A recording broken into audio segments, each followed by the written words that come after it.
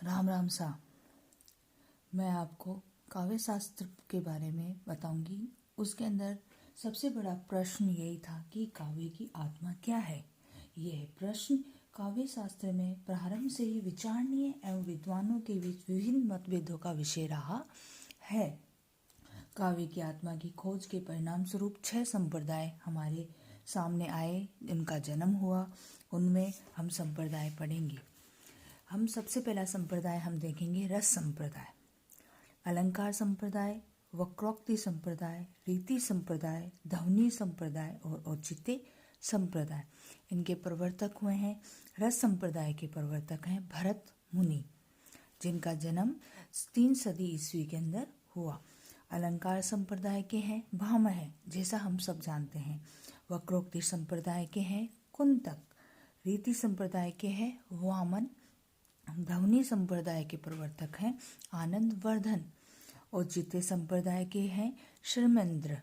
हमने देखा कि काव्य की आत्मा को रस को माना किसी ने अलंकार को, किसी ने वक्रोक्ति को, किसी ने ध्वनि को, रीति को, औचित्य को। सब के अलग अलग प्रवर्तक हैं। इस प्रकार से भारतीय काव्य शास्त्र में काव्य की आत्मा का सर्वप्रथम विवेचन वामन की रचना काव्य अलंकार सूत्र में मिलता है। दंडी ने भी काव्यादर्श में काव्य के शरीर के का उल्लेख किया है।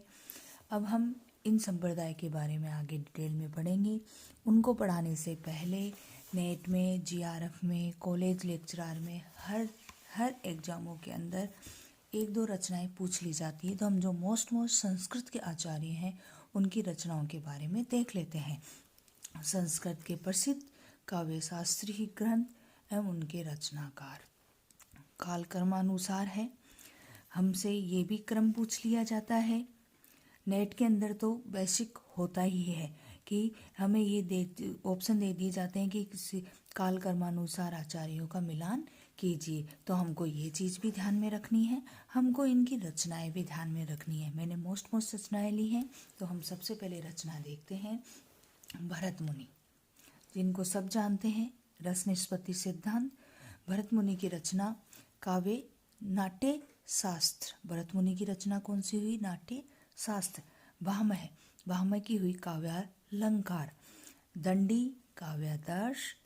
उद्भट की हुई है काव्यालंकार सार संग्रह। वामन की रचना है काव्यालंकार सूत्र, जिसके अंदर से मैंने अभी बताया था आपको कि काव्य की आत्मा का जो प्रश्न सबसे पहले जो उठा था वो इसी ग्रंथ में हमें मिलता है, वामन का काव्यालंकार सूत्र में। रुद्रट का है काव्यालंकार। आनंदवर्धन का है ध्वन्यालोक। आनंदवर्धन का जो ध्वन्यालोक है, इसी में ही ध्वनि संप्रदाय के बारे में विस्तृत अध्ययन करेंगे। अभिनव गुप्त का है अभिनव भारती, और इन्होंने आनंदवर्धन की जो ध्वन्यालोक है उस पे उन्होंने लोचन टीका लिखी है। राजशेखर की काव्य मीमांसा है। धनंजय, आचार्य धनंजय की रचना कौन सी है? 10 रूपक, जिसके बारे में कहा जाता है कि भरत मुनि के नाट्य शास्त्र का सबसे प्राचीन और उपादेय सार ग्रंथ। क्वेश्चन आए कि भरत मुनि के नाट्य शास्त्र का सबसे प्राचीन उपादेय सार ग्रंथ कौन सा है? तो वो हो जाएगा धनंजय का 10 रूपक। भट्टनायक का है अभिनव भारती और हृदय दर्पण। कुंतक की रचना है वक्रोक्ति जीवतम, जिसके अंदर से हमने अभी पढ़ा कि जो वक्रोक्ति संप्रदाय है कुंतक का, उसके बारे में हमें वक्रोक्ति जीवतम ग्रंथ में पता चलता है। महिम भट्ट का है व्यक्ति विवेक। यहाँ तक हमने इनकी रचनाएं देखी हैं। काल कर्मानुसार हमको ये याद करना है। आगे हम और रचनाएं देख लेते हैं। और रचनाओं में शर्मेंद्र की रचना है औचित्य विचार चर्चा। भोजराज का सरस्वती कंठाभरण और श्रृंगार प्रकाश। ये सरस्वती कंठाभरण भोजराज की है, ये मोस्ट है, नेट में काफ़ी बार पूछी जाती है। मम्मट का है काव्य प्रकाश अग्निपुराण। रुय्यप कवि, ये भी बहुत मोस्ट है। वैसे तो मोस्ट सारे आचार्य हैं, पर रचनाओं की दृष्टि से रुय्यप की रचना अलंकार सर्वस्व पूछी जाती है। हेमचंद्र का है काव्यानुशासन। जयदेव का है चंद्रालोक।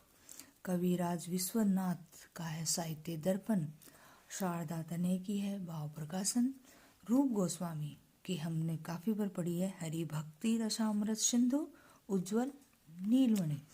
पंडित राज जगन्नाथ रस गंगाधर।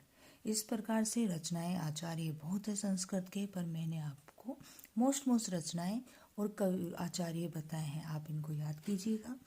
एक बात और है, ये जो भोजराज हैं इनकी जो रचना है श्रृंगार प्रकाश के लिए कहा जाता है।